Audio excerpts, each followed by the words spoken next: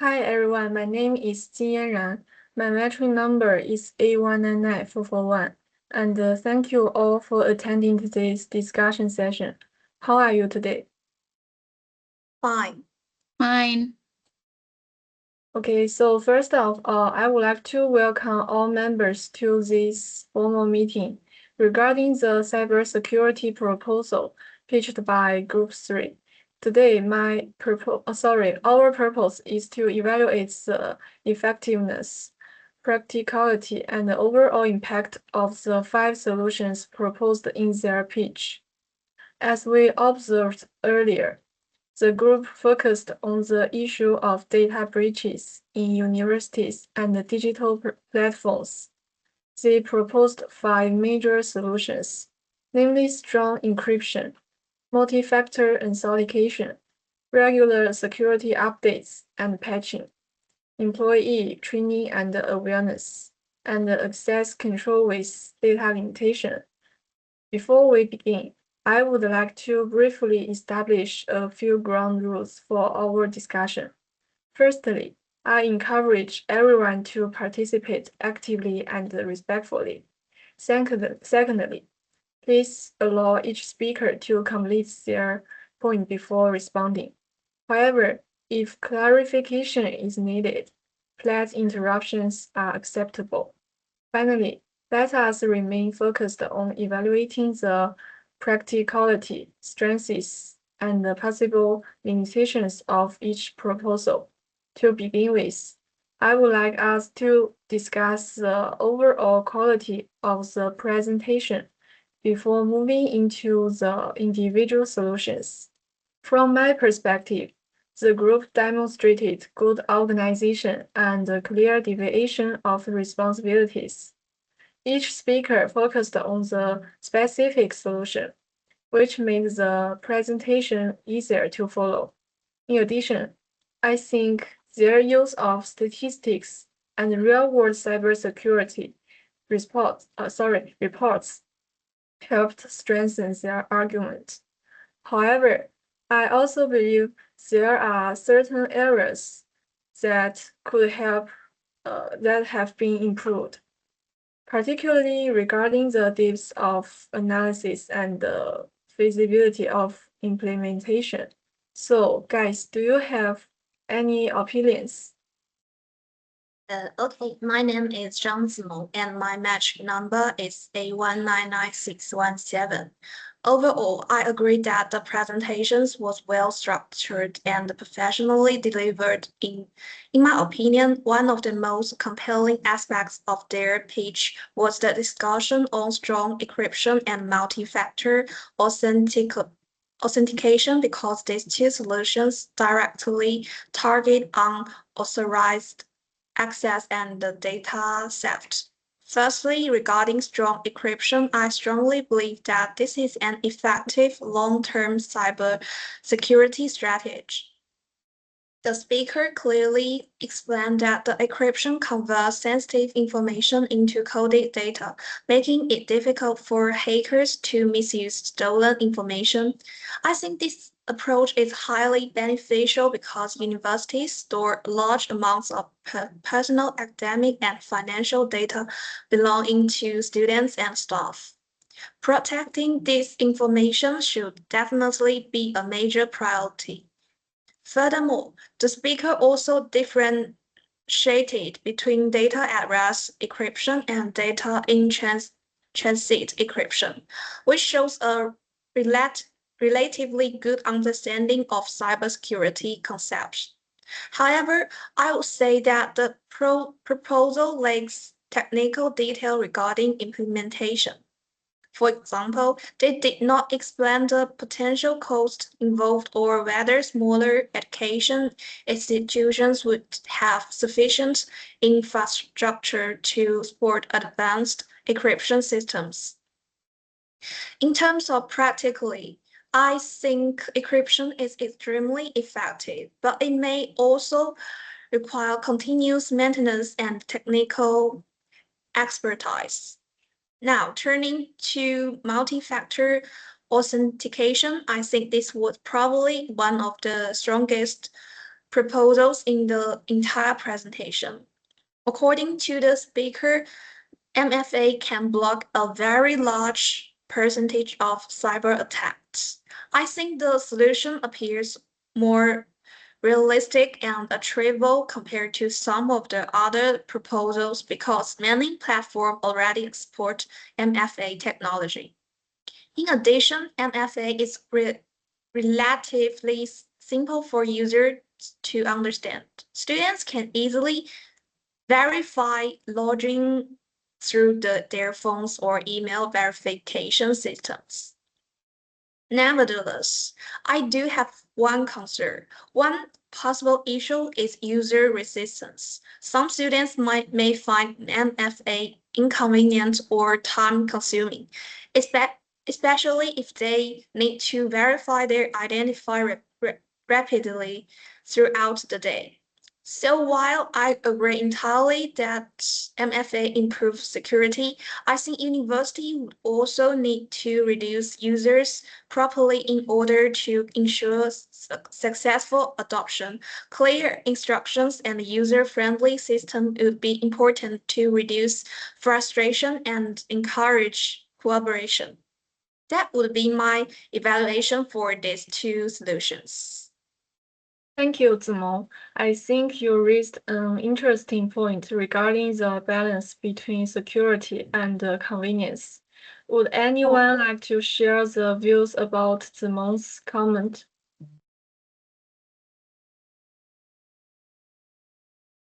Yes, I would like to comment on that. My name is Yang Yuxing and my metric number is A199388.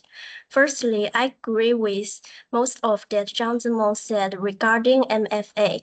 In fact, I also think it is one of the most feasible solutions presented by the group. However, I'm not fully convinced that technology alone can solve cybersecurity problems. As the fourth speaker mentioned in the presentation, human error remains one of the biggest cybersecurity risks. From my point of view, employee training and awareness may actually have a greater long-term impact because even the strongest security systems can fail if users behave carelessly.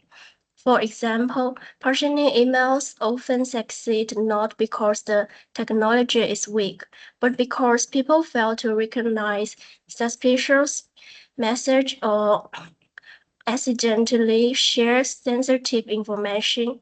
In universities, where thousands of students and staff use online systems every day, even one careless action could create serious security risks. I think the group make a strong argument when they describe training as building a human firewall. That expression was memorable and effective. Furthermore, I like the fact that they suggest practical methods such as short learning games and simulated cognition tests instead of traditional long lectures. This makes the processing more engaging and realistic. However, I also think there are some limitations. To be quite frank, awareness training programs are sometimes difficult to sustain over time. Students and staff may initially participate actively, but after several months, interest could decline significantly. In addition, measuring the effectiveness of awareness campaigns can be challenging.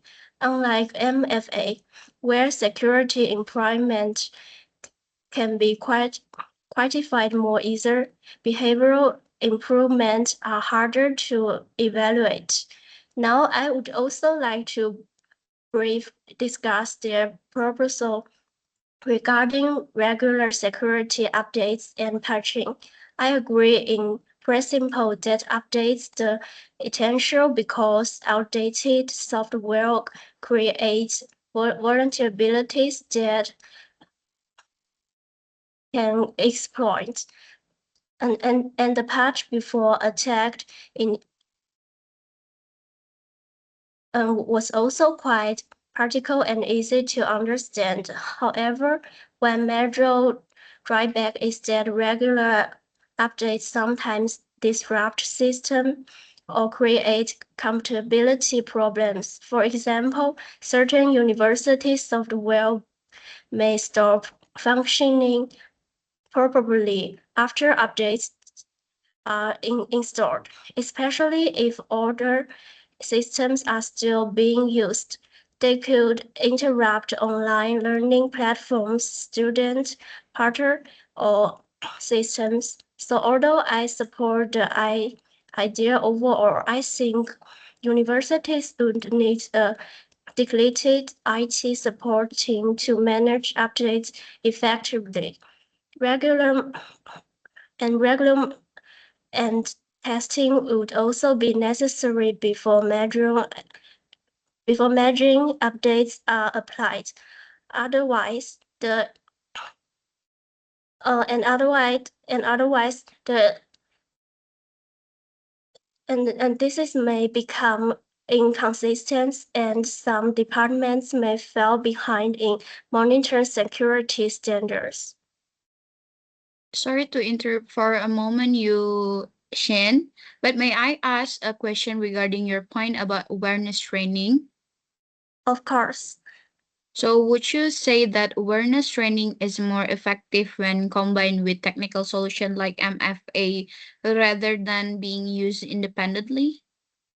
and yes, definitely, I think it would be fair to say that cyber se- and I think it would be fair to say that cybersecurity works best when human awareness and technique protection are integrated together.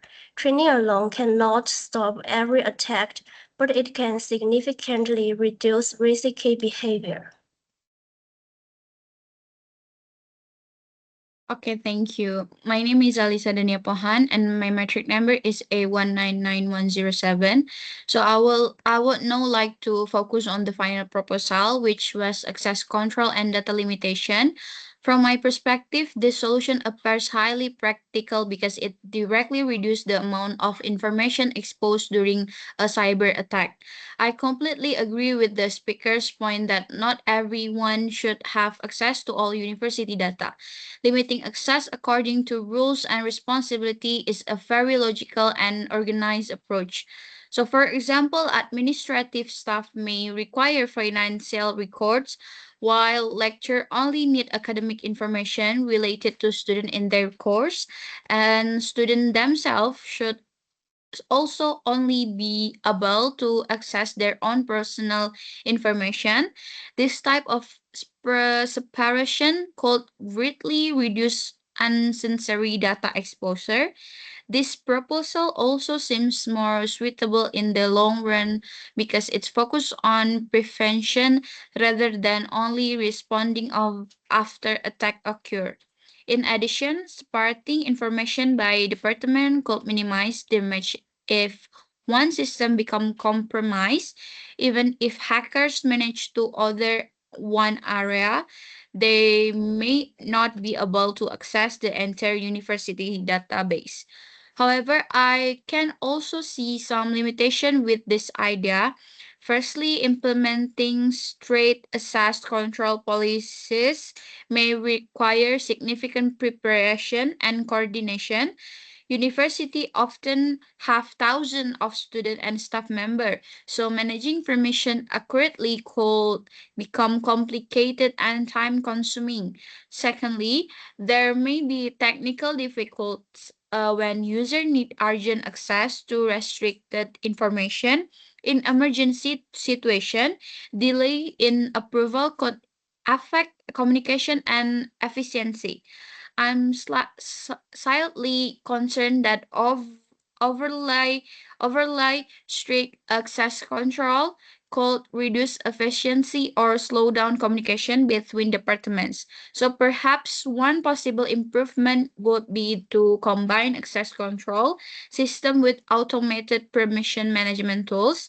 This could reduce administrative workload while still managing security. Regular system review could also help ensure that permission remain accurate over time.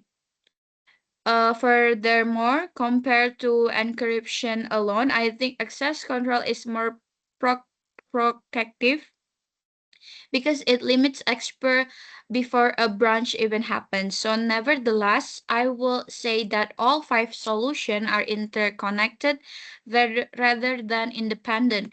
Like strong encrypts protect data, MFA protect an account, updates protect system, training protect user, and the last access control protect information flow. So therefore, I think the group's overall proposal was comprehensive, practical, and relatively well balanced. I agree with you, your final point, Alicia. And I think one of the strengths of the presentation was that the solution complemented each other rather than competing against one another. After listening to everyone's analysis, I would now like to evaluate the presentation from a broader perspective. Overall, I strongly believe that the group selected a highly relevant and important issue because data breaches are becoming increasingly common in universities and organizations worldwide. As technology becomes more important in education, universities are storing larger amounts of personal and academic information online, which makes cybersecurity an even more serious concern today. The presentation was generally clear, organized, and persuasive. In terms of strengths, I think the use of real statistic and cybersecurity reports made the pitch more credible and convincing. In addition, the speaker maintained a consistent focus on students and educational institutions, which helped make the issue feel relevant and realistic to the audience. The transition between speakers were also reasonably smooth, which improved the overall flow of the presentation. However, despite its strengths, I think the presentation is undermined slightly by the lack of detailed implementation strategies. For example, the group repeatedly explained why cybersecurity is important, but they spend less time discussing practical concerns such as budget limitations, staff training, cost, system maintenance, and technical expertise. Some of the proposed solutions sounded effective in theory, but the presentation did not fully explain how universities could realistically apply them step by step. Taking the budget into consideration, some proposals practically strong encryption and advanced access control system may be expensive for smaller institutions. Smaller universities may not have enough financial resources or IT specialists to manage this system effectively.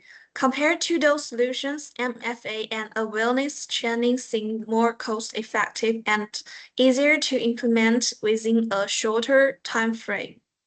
Therefore, if I had to identify the most feasible proposal, I would probably choose multi-factor authentication because it offers strong protection while remaining relatively simple and affordable. At the same time, I think awareness training may produce the greatest long-term cultural impact because cybersecurity it ultimately depends on human behavior. Even the strongest system can fail if users are careless or unaware of online risks.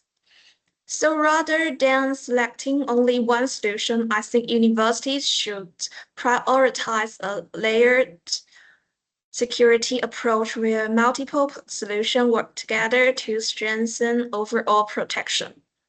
Each proposal addresses a different weakness within cybersecurity, which makes the overall strategy more balanced and practical. One final point I would like to mention is presentation delivery. Although the group communicated confidently, there were moments where grammatical errors and repeated phrases affected fluency slightly. In some sections, the speakers relied heavily on notes, which reduced eye contact and natural interaction with the audience. Nevertheless, the overall message remained clear, understandable, and professional presented. To conclude my evaluation, I would say that the proposal has strong potential and addresses a genuine issue effectively, although several recommendations would require further planning before full implementation. Overall, the group demonstrated good teamwork, strong preparation, and a solid understanding of cybersecurity challenges in modern educational environments. Okay, thank you, Zimong. I agree with your views. Before I give my final summary, I would like to make a few comments about one issue that hasn't been fully discussed. From my point of view, the proposal's biggest weakness is the lack of a backup plan. Taking the budget into consideration, I'm not fully convinced that universities could afford five solutions at the same time. Another weakness is that the group presented them as equally important without explaining what should happen if funding is reduced or if one solution fails. I would say that a more practical approach would be to focus on multi-factor authentication and awareness training first, as these are more cost-effective. Furthermore, as far as I can tell, the proposal would improve by adding a backup plan. For example, what happens if the encryption system breaks down? The group did not discuss this at all. I think it would be fair to say that a strong cybersecurity proposal should include not only solutions, but also clear priorities and ways to handle risks. Okay, thank you everyone for your thoughtful contributions and professional evaluations. Overall, we agree that the group presented a relevant and well-organized proposal on cybersecurity and data breaches. The proposed solutions, such as encryption, multi-factor authentication, employee awareness training, regular system updates, and access control, were considered practical and effective. Although there may be challenges such as cost, technical complexity, and long-term maintenance, the group demonstrated a good understanding of the issue and provided realistic solutions. Before we end the meeting, does anyone have any final comments or suggestions? No further comments from me. I think we are covered the discussion quite comprehensively. I agree. The discussion was balanced and productive. Okay, excellent. On behalf of the group, I would like to thank everyone for participating actively and respectfully throughout the discussion. That concludes our meeting for today. Thank you very much.